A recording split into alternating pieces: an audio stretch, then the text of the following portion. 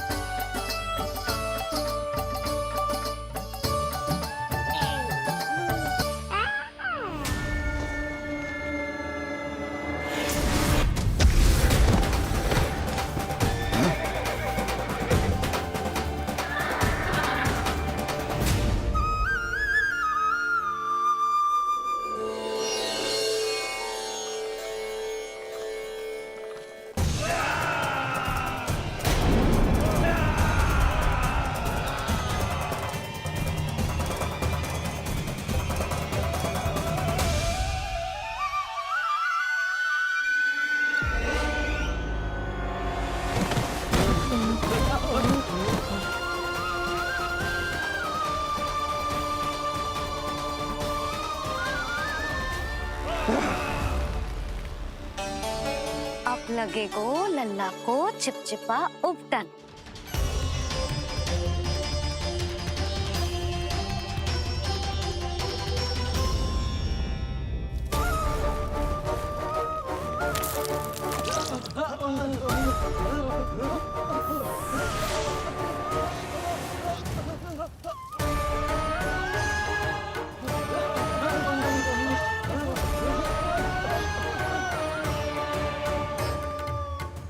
अब उपटन को सुखाना है ना, तो मैया और लल्ला बैठेंगे धूप में।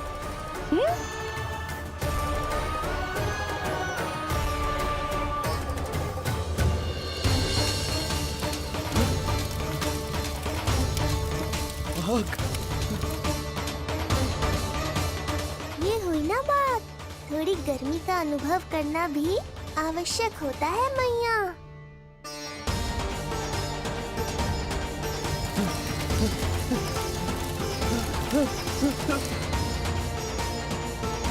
अरे मूर्खों, खड़े खड़े क्या देख रहे हो? पानी लो, बचाओ मुझे।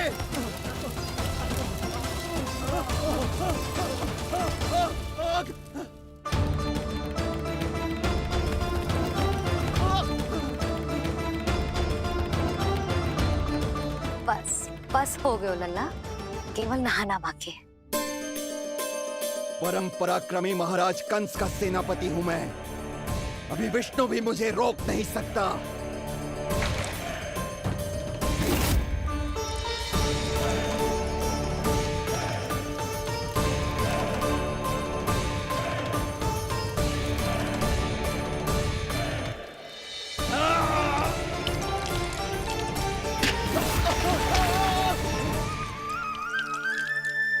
पानी बहुत गर्म तो ना है?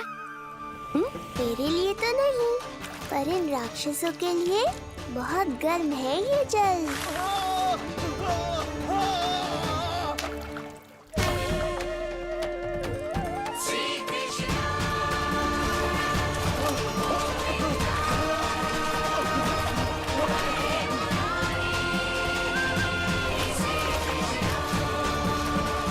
ये कैसी माया है?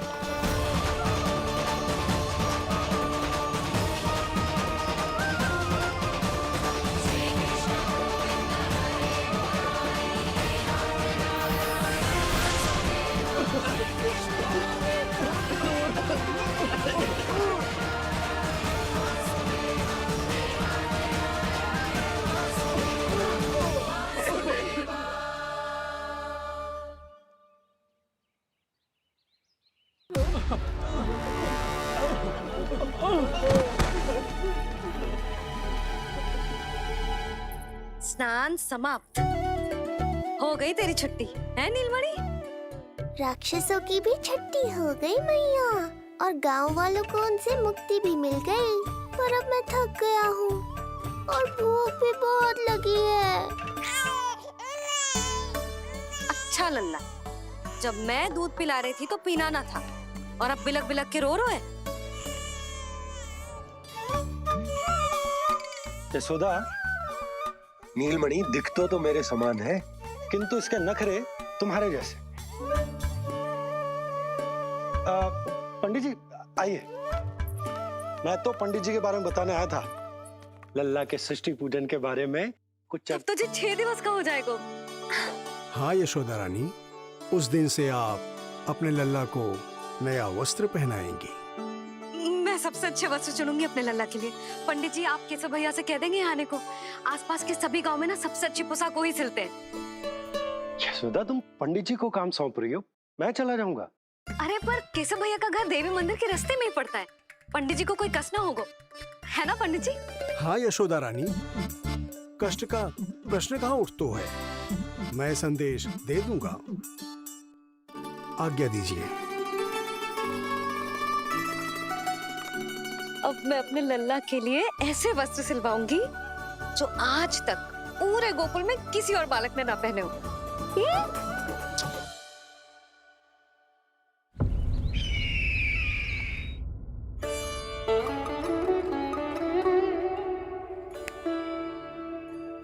ये क्या है देवकी? ये देखिए स्वामी, ये वस्त्र मैंने अपने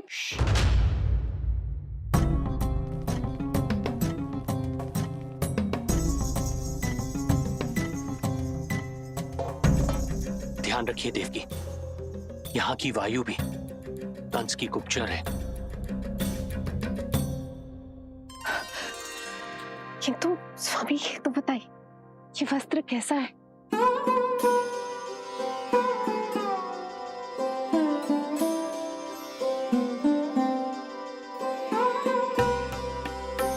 ये वस्त्र नहीं, अपनी ममता सी ली है आपने। उस पे ये वस्त्र बहुत अच्छा लगेगा। आप समझ क्यों ना रहो केशव भैया, बस वही वस्त्र दिखाना जो मेरे लल्ला पे सबसे अच्छे लगे। हाँ ये देखिए,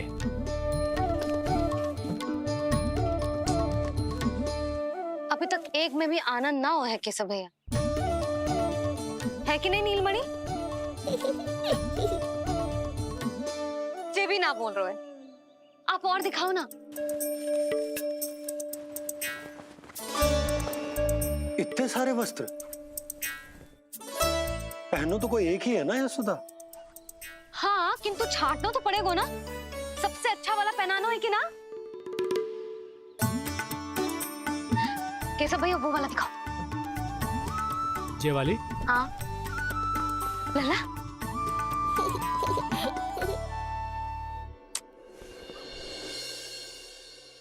हर माँ की इच्छा होती है कि वो अपने पुत्र को षष्ठी उत्सव के दिन सबसे अच्छे वस्त्र पहनाए। किंतु क्या ये वस्त्र उसके नाप का है? हमें तो ये भी नहीं पता कि वो कितना बड़ा हो गया, कैसा दिखता है।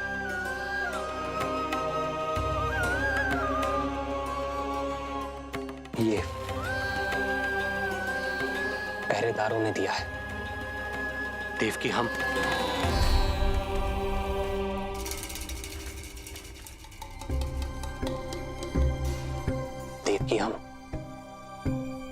बंदी गृह में नहीं है, किंतु सच तो यही है, हम कंस के बंदी हैं। काश कोई उपाय होता,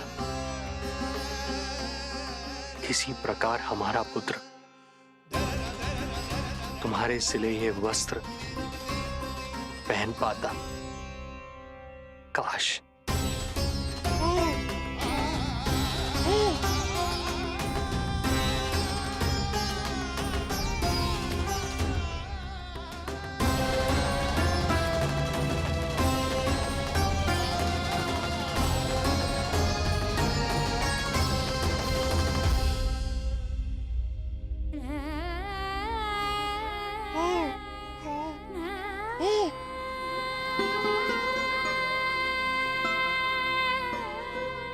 ओम श्री विष्णवे नमः। ओम श्री विष्णवे नमः।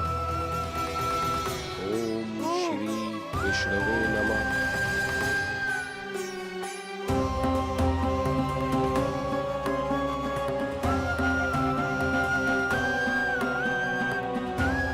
हमें तो ये भी नहीं पता कि वो कितना बड़ा हो गया है, कैसा दिखता है।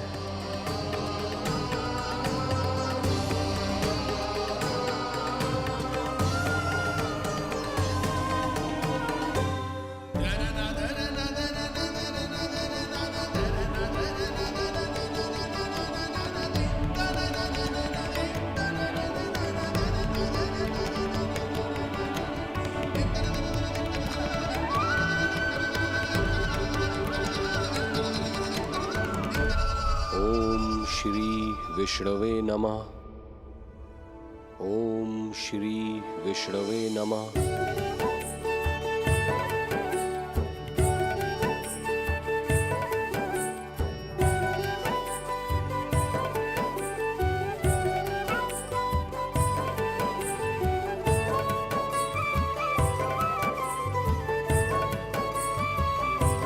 ओम श्री विष्णवे नमः।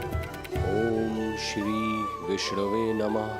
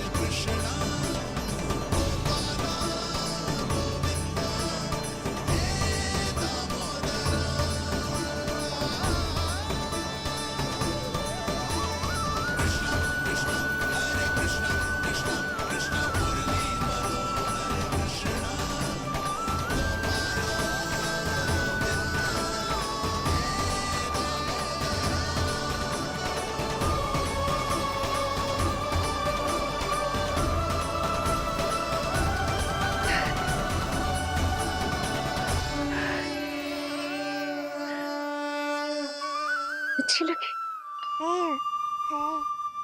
लल्ला जी, अच्छी लगी। यशोदा, ये सब क्या है? नारायण का धन्यवाद जो आपको भेज दियो भाभी। एक वस्त्र के चुनाव में सुबह से दोपहर हो गई।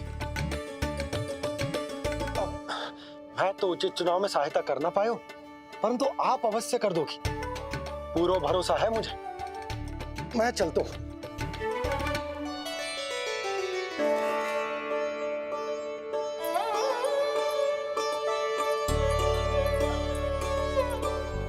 मैं क्या करूं जीजी, कोई वस्त्र मिलना भी तो चाहिए ना जो मेरे नीलमणि के योग्य हो।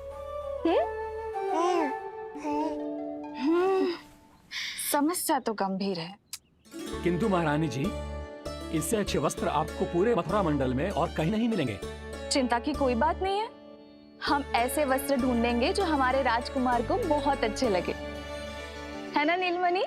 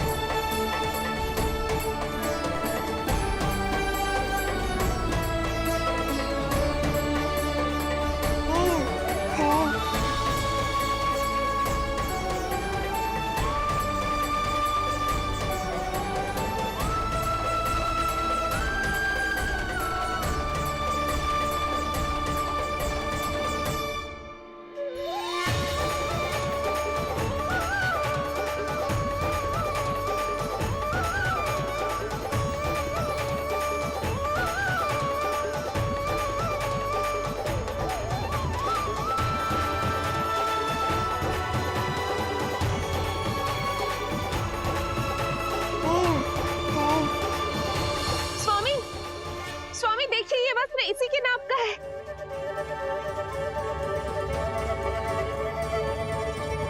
बिल्कुल सही नाप है स्वामी।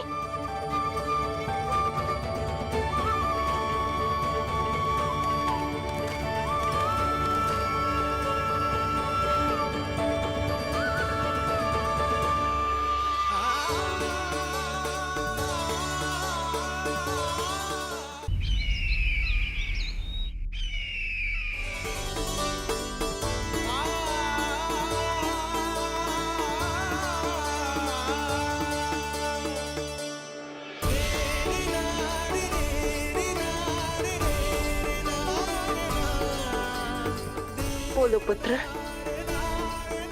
कैसे लगे ये वस्त्र?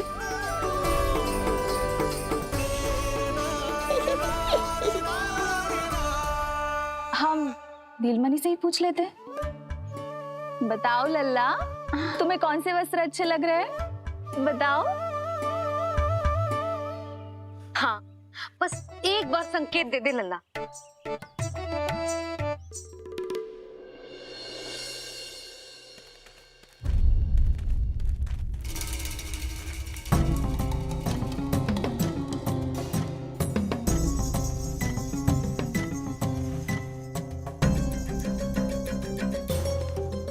हमारी एक टुकड़ी घायल अवस्था में वापस आ चुकी है। अवश्य ही कुछ बुरा हुआ है उनके साथ। तुम दोनों सतर्क रहना। हमारे कंस महाराज कभी भी आ सकते हैं।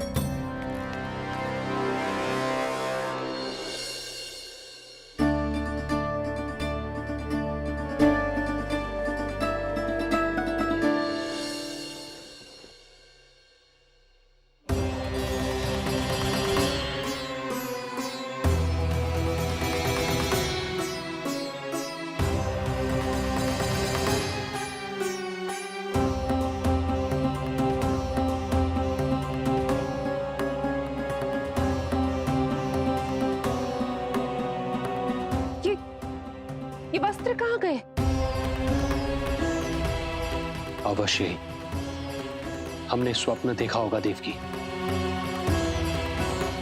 यदि स्वप्न था तो मेरे बनाए वस्त्र कहाँ गए स्वामी?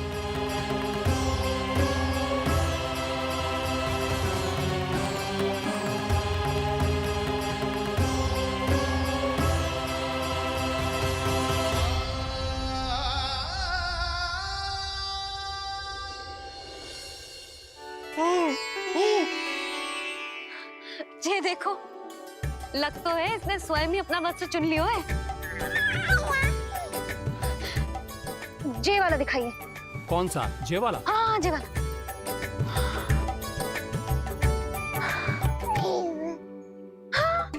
अब उठाया है आपने सही वस्त्र। क्या केशव भैया, तब से जो सिली हुई पोशाक रखो है आपने, और हमें तब से आप पूरा वस्त्र दिखा रहे थे।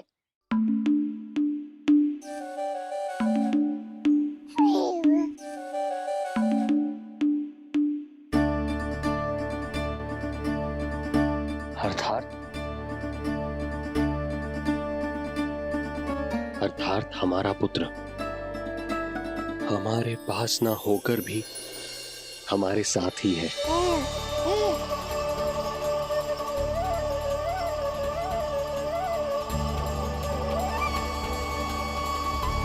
सही कहा स्वामी। हमारे पुत्र को मेरे बनाए गए वस्त्र पसंद आए।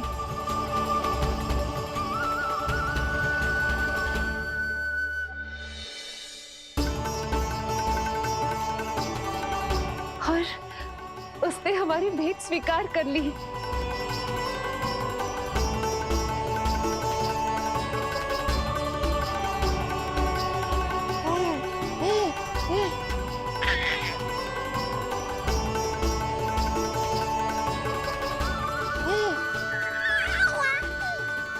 आपकी लीला अद्भुत है प्रभु।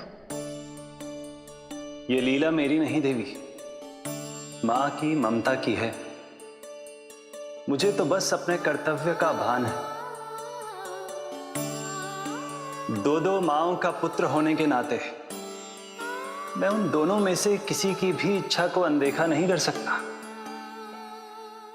मैं वरदान देता हूं कि यदि अब से कोई भी मेरी मूर्ति को अपना पुत्र समझकर अपने घर में पालेगा तो मैं स्वयं उस घर में उनका पुत्र बनकर निवास करूंगा और लड्डू गोपाल कहलाऊंगा।